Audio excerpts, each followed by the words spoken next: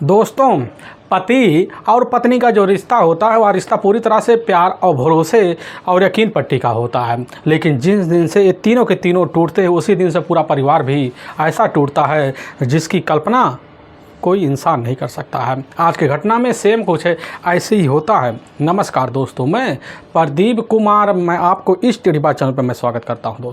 दोस्तों आज की यह जो सच्ची घटना है, यह घटना सुनाने से पहले मैं आपसे एक छोटा सा रिक्वेस्ट करना चाहता हूं, क्योंकि आप अगर इस चैनल पर नए हो और पहली बार आए हुए हो तो एक बार जाकर अपने इन्हीं प्यारे हाथों से आप इस चैनल को लाइक और सब्सक्राइब और शेयर ज़रूर कर दें, ताकि आपकी वजह से इम्पोर्टेंट होने के नाते यह जो वीडियो है यह वीडियो काफ़ी लोगों तक पहुँचाया जा सके। और इसके लिए हम आपके तहे दिल से शुक्रगुजार रहेंगे। दोस्तों आज की यह जो सच्ची घटना है, यह घटना है ठीक उत्तर प्रदेश से, और उत्तर प्रदेश की राजधानी पड़ती है अब लखनऊ, और लखनऊ में ही जाना माने काकोरी थाना भी पड़ता है, और वहीं एक मोहन रोड पड़ता है, उसी के पास इब्राहिमगंज एक जाना माना गांव भी पड़ता है। अब उसी गांव के रहने वाले इधर दिलगंज एक रावत होते हैं जिनकी उम्र लगभग 70 साल के आसपास होता है। उनके परिवार में उनकी अपनी पत्नी भी होती है शांति देवी, जिसकी उम्र लगभग अब इधर 65 से 68 साल के आसपास होता है। दोनों के दोनों उम्रदराज हो चुके होते हैं, लेकिन अपनी स्थिति को संभालते हैं। इंदिराज दावत जो होते हैं मौके पर वह जो होता सब्जी बेचकर अपने दोनों बच्चों को पढ़ाते लिखाते थे। उनके परिवार में उनकी एक अपनी बेटी भी होती है सुनीता जो होती ऑलरेडी शादीशुदा भी होती है। बड़ा बेटा होता है अब इधर मनोज, जिसकी उम्र लगभग 28 साल के आसपास होता है, और छोटा बेटा होता है इधर अनिल, जिसकी उम्र लगभग अब इधर 25 साल के आसपास होता है। लेकिन मनोज जो होता है वह ऑलरेडी शादीशुदा भी होता है, उसकी अपनी पत्नी भी होती है शालिनी, लेकिन इधर शालिनी के टोटल 3 साल का बच्चा भी होता है।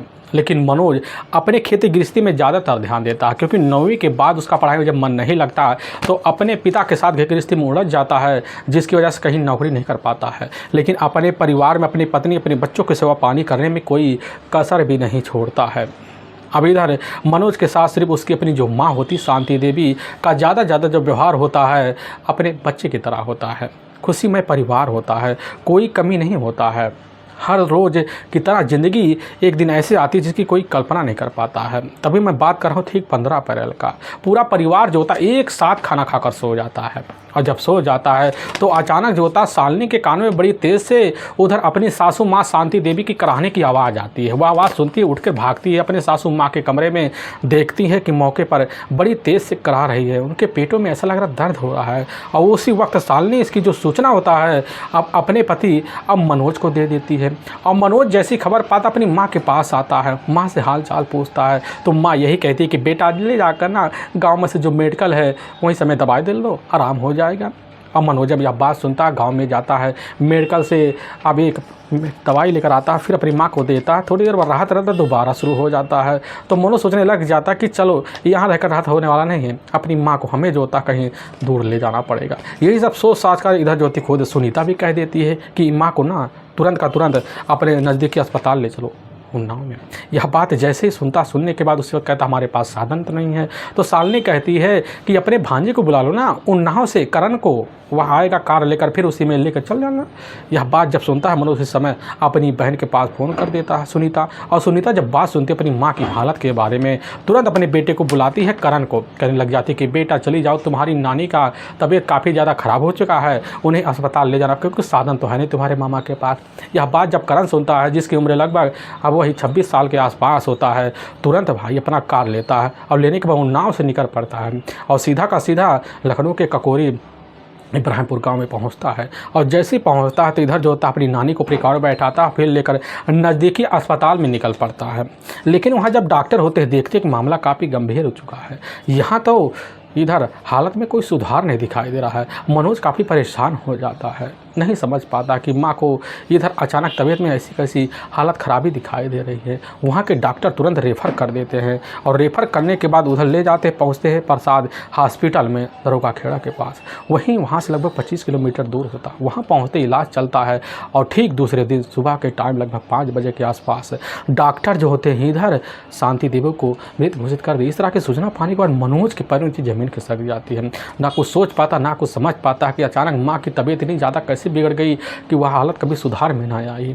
और मनोज पूरा परिवार दहाड़े मार कर वही होता है।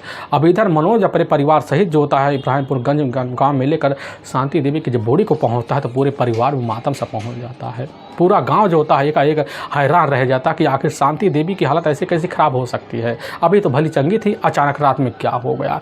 लेकिन काफ़ी तरह के मन में सवाल भी होते हैं, लोग तरह तरह की बातें करते हैं। लेकिन उसी वक्त परिवार की रहमती ले जाता है और इधर दोपहर के टाइम में ले जाकर शांति की बॉडी को अपने ही खेत में तरीके से दाह संस्कार कर दिया जाता है।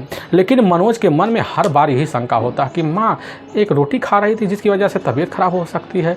आखिर माँ हमसे तो बोल तो रही थी कि रोटी तो कड़वी लग रही है, आधी रोटी ले जाकर कहीं फेंक दी, चलो अपनी पत्नी सुनीता से जानकारी लिया जाए। उसी वक्त मनोज सुनीता के पास पहुँच करने लग जाता है कि एक बात बतलाओ, उस रोटी में कहीं तुमने तो कुछ गलत चीज़ नहीं मिलाया था। यह बात जब सुनती शालिनी चकित हो जाती, करने लग जाती आप कैसे सोच सकते हैं हमारी सासू माँ के बारे में ऐसे, हम तो ऐसा कर ही नहीं सकते थे, आखिर उन्हें अपनी माँ की तरह मानते थे, आप हमारे पर शंका कैसे कर सकते हैं।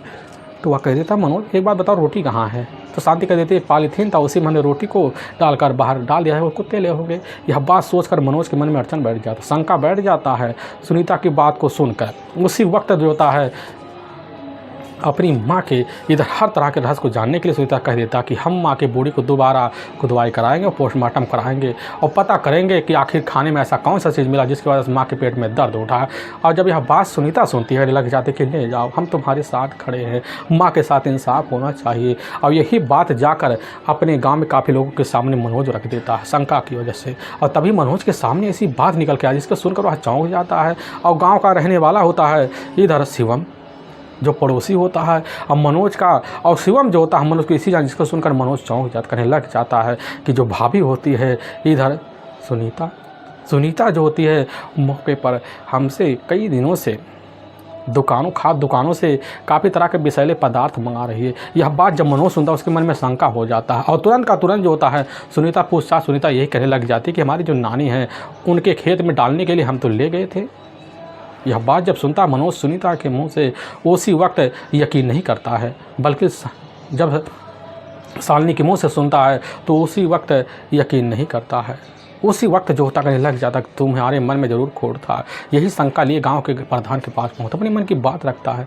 गांव के प्रधान भी उसका साथ दे जाते हैं। उसी वक्त दबाव मारते हैं कि आखिर तुम्हारी जो पत्नी होती है शालिनी, वह तो खेती बाड़ी के बारे में जानती नहीं है, आखिर खेती में छिड़कने वाली दवाई क्यों मंगाएगी।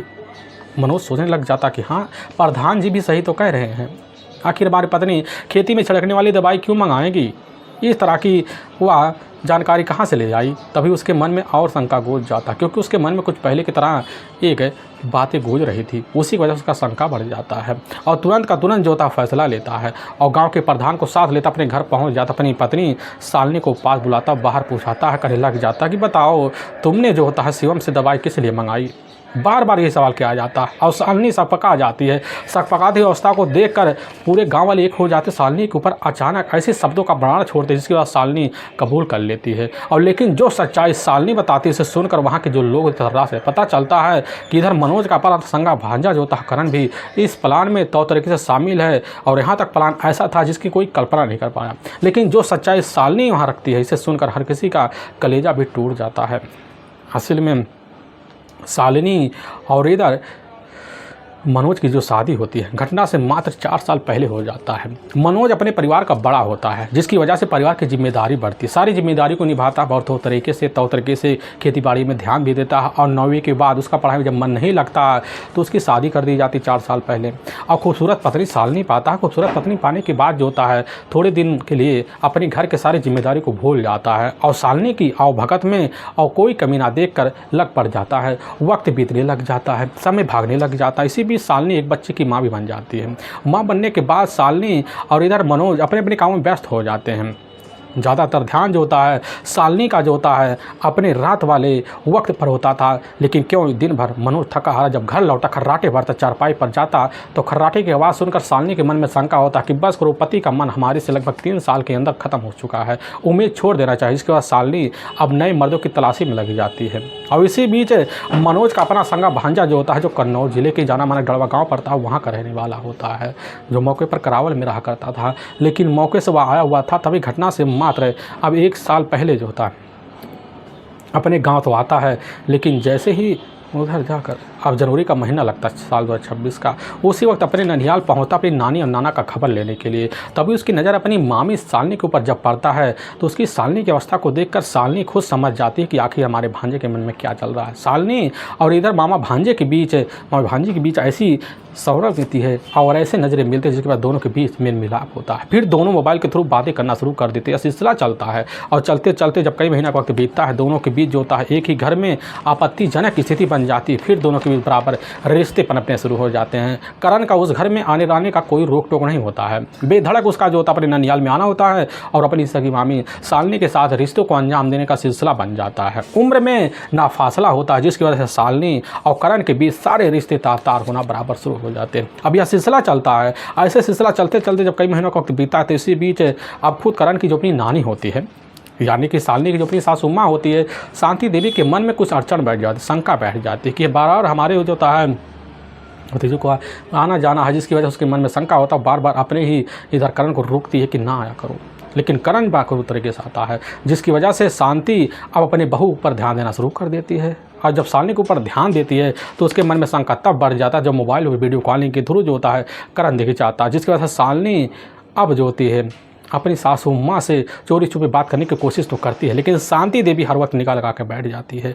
और एक दिन तो सारी हदें पार हो जाती है जब मोबाइल के थ्रू नाम सुन लेती है खुद शांति देवी, जिसकी वजह से इसकी शिकायत अपने बेटे से कर देती है। और मनोज जब खबर पाता है तो अपनी पत्नी को धमका करने लग जाता है कि आज के बाद करण नहीं आना चाहिए। लेकिन करण पूरी तरह से अपनी मामी के प्यार में इस तरह अंधा हो चुका होता है कि अब शालिनी को पाने के लिए चोरी छुपे मिलना जुलना भी जारी हो जाता है। मौका मिलता शालिनी के घर पहुँचा रिश्तों को अंजाम देता। अब सिलसिला चल बैठता है और सिलसिला तब चल बैठता है जिसकी वजह से ना उन्हें कोई रोकने टोकने वाला होता ना कोई, तभी मनोज रोक देता है। और एक दिन मनोज जो होता है पत्नी की स्थिति में दोनों को देख लेता है। फिर घर में जो होता है इधर अपनी पत्नी शालिनी का बेरहम तरीके से पिटाई कर देता है, पाबंदी लगा देता है, ताकि मोबाइल को भी अपने कब्जे में लेकर तोड़ के अलग नाले में फेंक देता है। जिसकी वजह से शालिनी खुन्नस खाए बैठ जाती है और अपने पति अपने पूरे परिवार को एक साथ खतरनाक योजना के तहत मिटाने का निर्णय करण के साथ ले लेती है। और करण ठहरा शालिनी के प्यार में अंधा और शालिनी ठहरी करण के प्यार में अंधी, जिसकी वजह से अब शालिनी और करण दोनों मिलकर पूरे परिवार को ठीक 1 महीने पहले खतरनाक योजना के तहत ख़त्म करने का प्लान भी बना लेते हैं। और इधर एक विषैला पदार्थ करण जो होता है ले आकर अपनी मामी शालिनी को दे देता है और शालिनी वही विषैला पदार्थ ले जाकर चाय के कप मिलाती है और फिर जो होता है कप वही ले जाकर अपनी ही सासू माँ शांति के ऊपर, लेकिन शांति का मन चाय पीने का नहीं करता है और जिसकी वजह से रख देती है। लेकिन दोबारा फिर कोशिश करने का प्लान बनाती है। उसी प्लान के तहत जो होता है अब फैसला लेती है। उसी फैसले के तहत अब जैसे ही इधर 14 अप्रैल साल 2026 का वक्त होता है, शाम के टाइम में शालिनी करण से मुलाकात करती है। करण ले आकर फैसला लेता है कि हमारी बस की बात नहीं है। और लेकिन तभी जो होता है पड़ोस के रहने वाले अपने ही इधर चचिया ससुर का अपना बेटा होता है शिवम से मुलाकात करती। शिवम मान जाता है और शिवम जो होता है मार्केट जाता, फिर विषैला पदार्थ ले आकर इधर अपनी भाभी को पकड़ा देता। फिर प्लान बनाते। उसी प्लान के तहत अब समझ जाती करना क्या है। और जैसे ही शाम का टाइम खाना पीना का वक्त होता है तो एक रोटी लेती है, उसी रोटी को मौके पर तोड़ती है, उसी में वही जो होता है तो तरीके से विषैला पदार्थ मिलाती है, फिर लपेट देती है। अचानक उसके सामने उसकी अपनी सासू माँ दिख जाती, सोचती है चलो यहीं से शुरुआत करें, परिवार तो ख़त्म होता रहेगा। और फिर जो होती है शालिनी अपनी सासू माँ शांति को ले जाकर रोटी पकड़ा देती है। लेकिन जैसे आधी रोटी अब शांति तोड़ती है तो उसी वक्त उसके मन में शंका हो जाती है। अपनी बेटे मनोज से कहती है, मनोज कह देता कि हो सकता है मिर्च ज़्यादा हो जिसकी वजह से गंदा आ रहा हो। लेकिन शांति आधी रोटी खाती भी छोड़ देती है। और लेकिन तब तक इधर शालिनी के मन में शंका बैठ जाता है। बैठने की वजह से शालिनी जो होती समझ आती है कि कुछ होने वाला है। उसी वक्त बड़ी सावधानी तरीके से वहाँ हट जाती है। लेकिन जैसे कुछ घंटे फिर बीतता है अचानक इधर शांति देव के पेट में दर्द होता है। शालिनी समझ जाती है कि बस करो शुरुआत हो चुका है। और उसी वक्त जो होता है अपने पति को आवाज़ लगाती है, नाटक करती है। फिर शालिनी की सासू माँ शांति देवी को अस्पताल ले जाया जाता है। और लेकिन वह बहाना मारती है करण भी साथ रहे तो हमें जानकारी अपडेट मिलती रहेगी। और अपने पति को यही कहला देती है कि तुम करण को साथ ले लो, कार ले लो, फिर वहाँ अस्पताल ले जाना, तो तरीके से इलाज करवाना और हो जाएगा, तो तरीके से मदद भी कर देगा। लेकिन शालिनी का अलग प्लान होता है क्योंकि करण साथ रहेगा तब अपडेट मिलता रहेगा, नहीं तो फिर हमें नहीं मिलेगा तो हम कुछ कर नहीं पाएंगे आगे। और करण जो होता है खबर फ़ोन के द्वारा पाता है, तुरंत कार लेकर पहुँच जाता है और वहाँ के प्लान में शामिल हो जाता है तब तरीके से। लेकिन खबर तब अच्छा लगता है शालिनी को जब सुबह पता लगता है कि शालिनी के साथ सुमा दुनिया छोड़ के जा चुकी है। लेकिन वाकई में दोस्तों सच्चाई जब सामने इधर पंचायत में शालिनी रखती है उनका पोस्ट, वहाँ खड़े लोग भी सरस रह जाते हैं। उसी वक्त वहाँ के प्रधान द्वारा सूचना थाने में, थाने के प्रभारी आते हैं, पहुँचते हैं और शालिनी की बात को सुनते हैं, मुकदमा दर्ज करते हैं। एक टीम जो होता है करण को अपने कब्जे में लेती है और दोनों को ले जाती है, वहाँ के कोर्ट पेश कर देती है और कोर्ट में दोनों के ऊपर काफ़ी गंभीर धारा मुकदमा दर्ज करके ले जाकर हमेशा हमेशा के लिए डाल भी देती है। दोस्तों हम इस घटना का सुनाने का जो उद्देश्य किसी के दिल को ठेस पहुँचाना नहीं है, बल्कि आपको यह बताना कि आप जहाँ भी रहें आप सावधान और सतर्क जरूर रहें। दोस्तों फिर मुलाकात होगी, तब तक के लिए जय हिंद और जय भारत।